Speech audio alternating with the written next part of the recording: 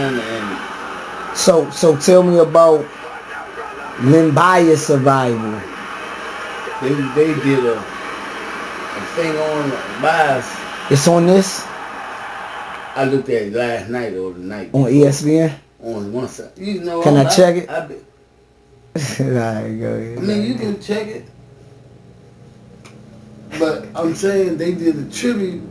So they was talking about them Bias and Larry Bird asking Boston to draft that motherfucker, cause Boston had just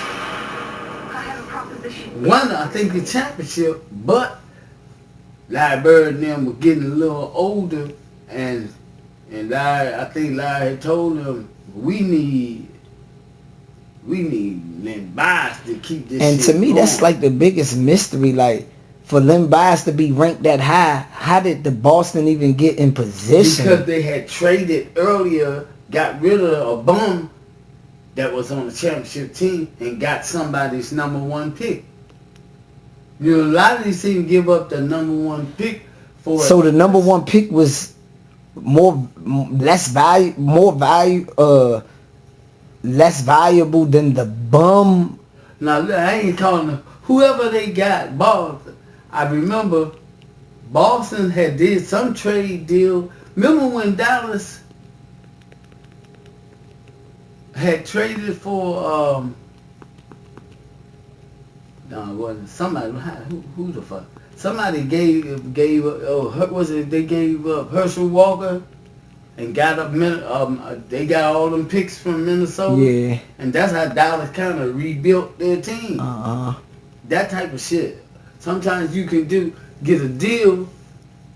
You trade one man and you get about 6 motherfuckers. But that's what Boston did. They had made a trade previous that gave them the number 2 pick. Who's the number 1 pick? In Bias. Somebody else went before Bias. Was it Malone? Nah, Karl Malone. He kind of like mine went number 9 or something. I don't remember what. I know he came. Nobody. He wasn't. I don't even think Karl Malone and Bias came out the same year. But Malone was kind of. We all know that dads have a sensitive side. He went to a small school or some one of them things. He wasn't known unless he was one of them scouts that knew players and shit. Because the Bullets could have had Malone. They drafted a nigga that didn't even stay in the league but a couple of years. But the tribute to Bias was a good, because they were talking about how that night before he went to Boston, they showed him hugging Larry Bird and both of them smiling. Larry Bird, they talking about, like a lot of people talking about the Bird was a racist or whatever, but you can see in that picture, he was glad to have Len Bias, because then they were talking about the comparison to Jordan. They were talking about Bias was another Michael Jordan, but he just was bigger. And they were saying that nigga was gonna be great in the NBA. And one guy said he thought Len Bias was a future Hall of Famer, but he said maybe not top tier, but at least second tier or whatever. I think Bias could have been one of the baddest motherfuckers ever. They can stop it, man. Because the boy has skills, man. But then they were talking about... What was his type of player? Like, how he played? Like, what was his mentality? Team type, or he take over games, defense? I mean, he played team, but every once in a while he'd show you what he had, man. And he had that swag this area produced sometimes. He wasn't like Adrian Dantley type of motherfucker. That nigga...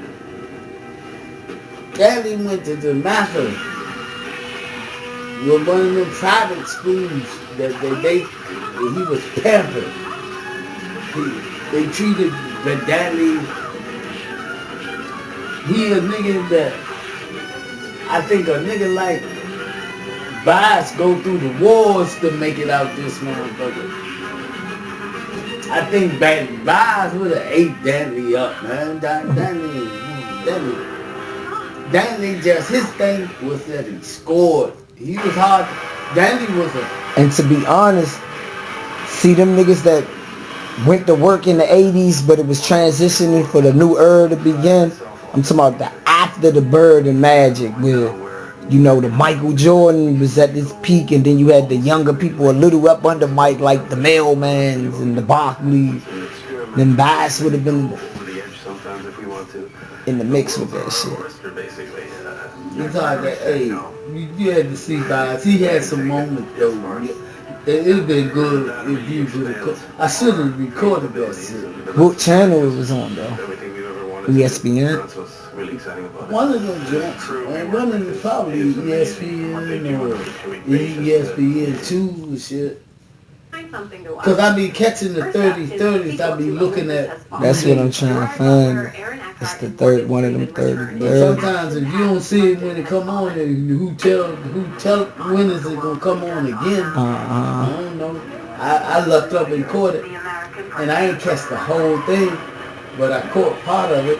And they were showing Boston. They showed the draft, and Boston's coach used to be called Red Auerbach. You ever heard that name? And Auerbach at the draft, when they say Boston get the number 2 pick, picks Lynn Bond. And that motherfucker Red Auerbach, you can tell he an old basketball man. So because at that time he wasn't even the coach.